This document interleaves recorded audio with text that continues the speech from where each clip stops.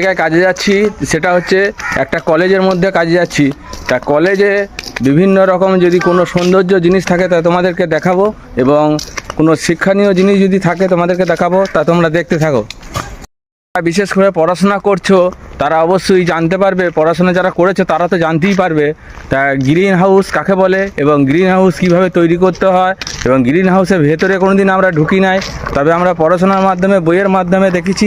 তা আমরা কোনো দিন ছবিতেই দেখেছি, বইয়ের ছবিতে, কিন্তু আমরা অরিজিনাল চোখে দেখি নাই। তা তোমাদেরকে অরিজিনাল চোখে দেখাবো গ্রিন হাউস কাকে বলে এবং ভেতরটা কিভাবে রয়েছে গাছে পরিপূর্ণ, এবং বাইরে কিভাবে মানে গ্রিন মানে পেপার দিয়ে মানে আবরণ দিয়ে তৈরি করা আছে তা তোমাদেরকে দেখাচ্ছি। তা তোমরা দেখতে থাকো।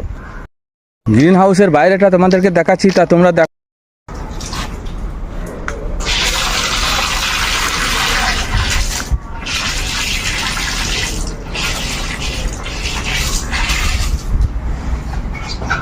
কত সুন্দরভাবে কতভাবে তৈরি করা আছে গ্রিন হাউসটা। তা আমরা সাধারণত গ্রিন হাউস বইয়েতে দেখেছি, বইয়ের পাতায় পড়েছি।